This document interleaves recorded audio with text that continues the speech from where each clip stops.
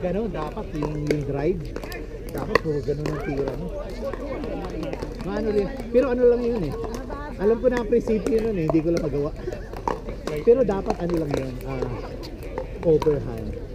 Na kailangan mga 60% lang, hindi masyadong parang titik lang. Oo, top spin. Kasi para bababa yung bola.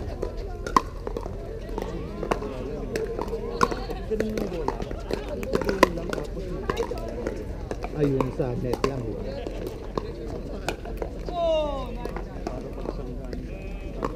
Oo, smash mo yun.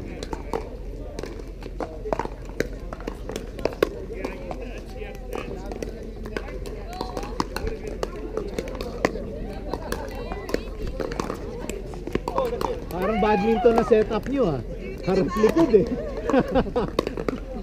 Dapat talaga dalawang gilid eh.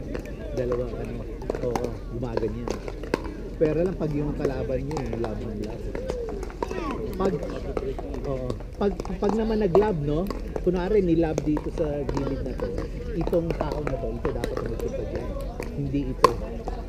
Oo.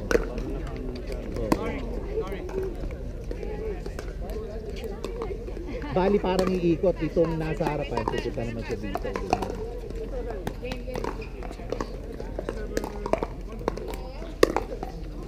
Pero minsan madali sabihin, mahirap gawin. Lalo na rito sa pickleball. Masyadong maraming error eh.